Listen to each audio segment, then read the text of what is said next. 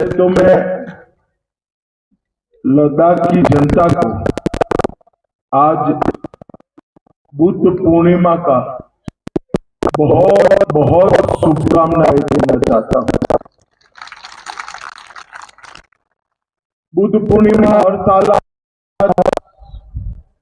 मगर आज की बुद्ध पूर्णिमा ये लद्दाख के वासियों के लिए मणिकंचन योग।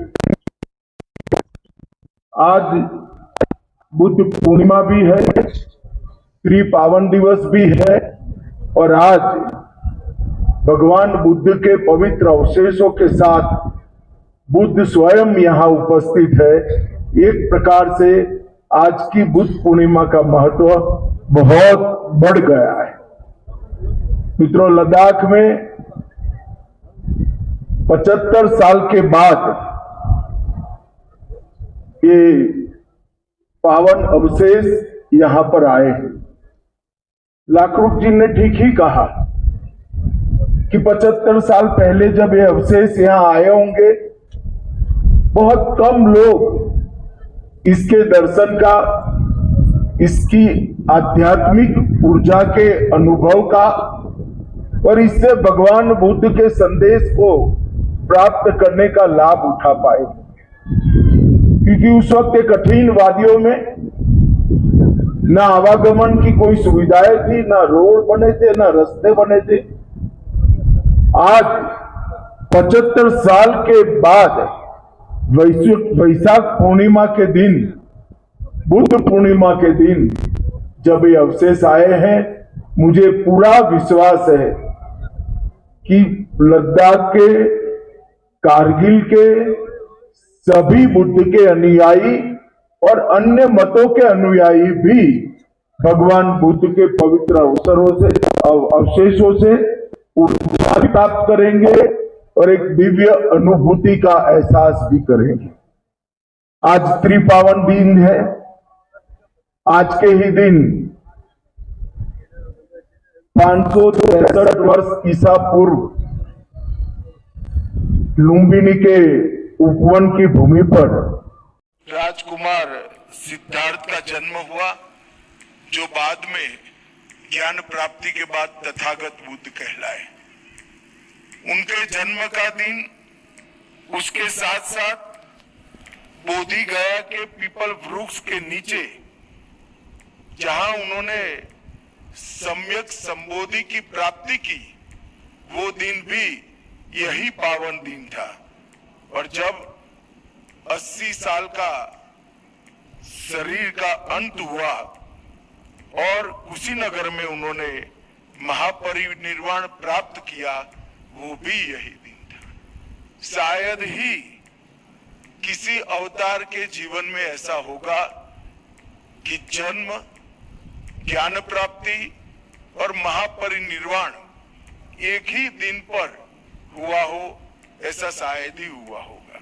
इसलिए ये दिन हम सब के लिए बहुत शुभ दिन होता है, हम सब के लिए बहुत प्रेरणा का दिन होता है। और उसी दिन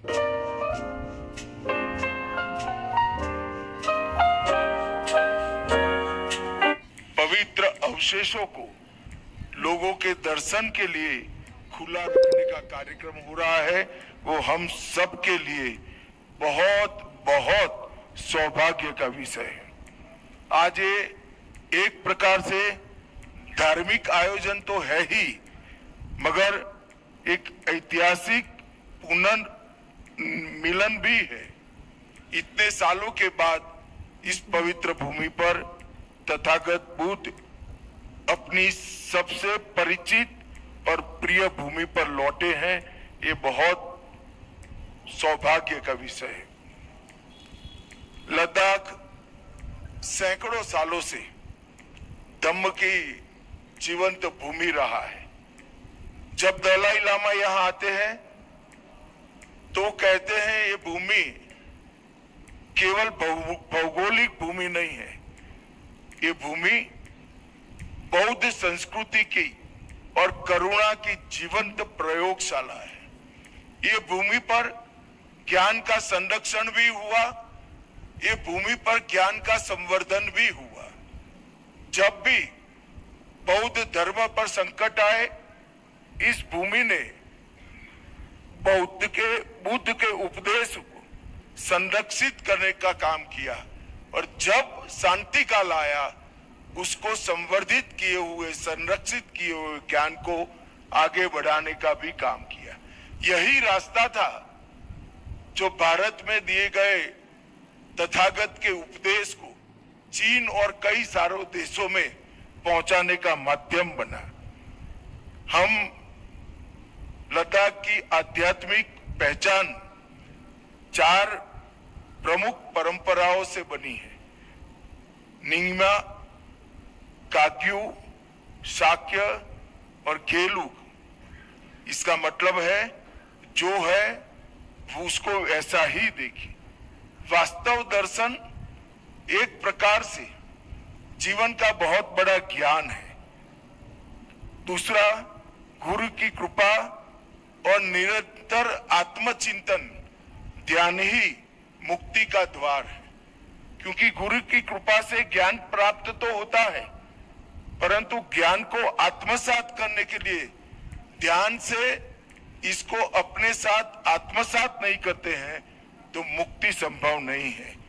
और ज्ञान साधना के बिना अधूरा है, और साधना ज्ञान के बिना अंधी होती है। तो साधना और ज्ञान का मिलन ही सही रास्ता है। और सबसे अंत में, ये सब होने के बाद नैतिक अनुशासन नहीं है तो कभी प्रज्ञावान जीवन बन ही नहीं सकता है। प्रज्ञावान जीवन का मूल आधार नैतिक अनुशासन ही होता है। और लद्दाख की भूमि से निकला हुआ संदेश आज विश्व के कई मुमुक्षु के लिए जीवन को आगे ले जाने का कारण बना है।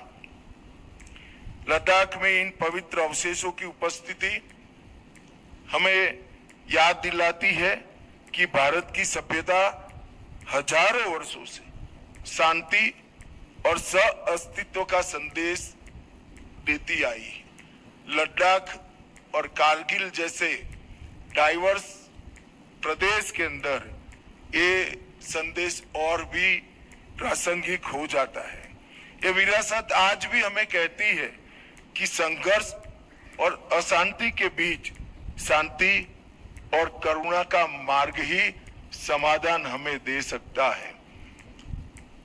लद्दाख में कई सदियों से बौद्ध धर्म अलग अलग समय पर अलग अलग तरीके से पहुंचता भी रहा, पनपता भी रहा और विकसित होकर लद्दाख के बाहर भी गया।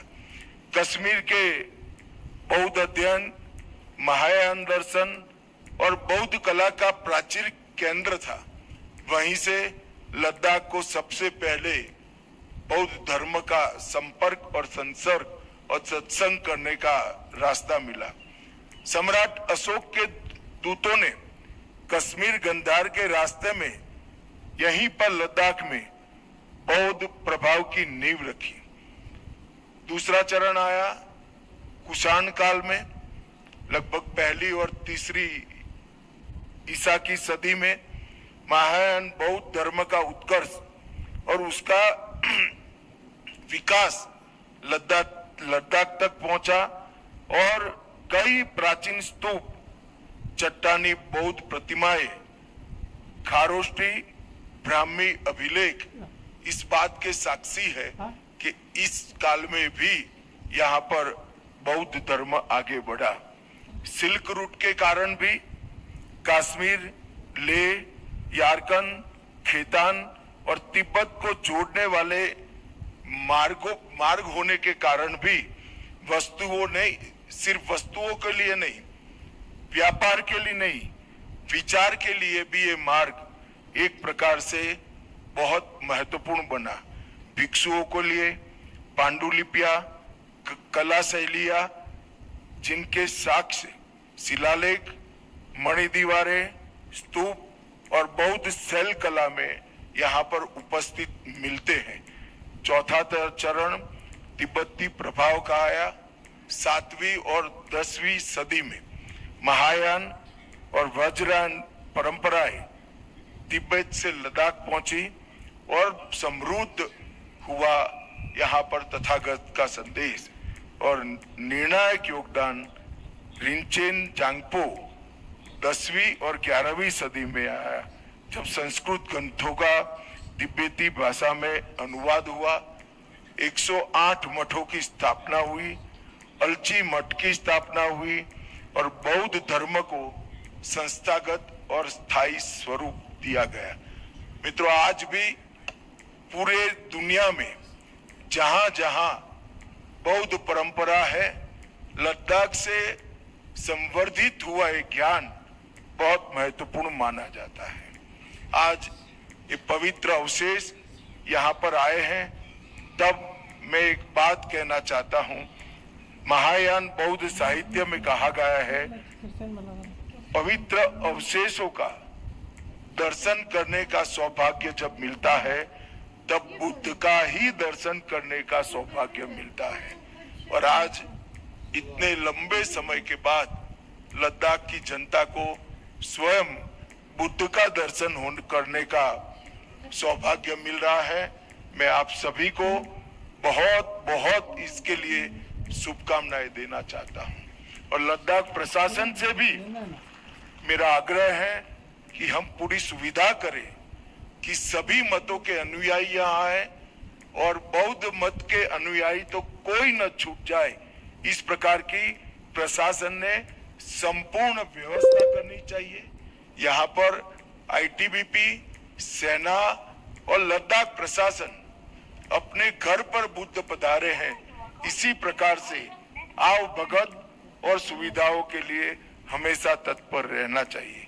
मित्रों, अंत में मैं एक ही बात कहता हूं, भगवान बुद्ध ने जब ज्ञान प्राप्त किया और ज्ञान का प्रचार और प्रसार किया, अनेक भिक्षुओं को देश भर में फैलाकर ये ज्ञान का प्रचार किया।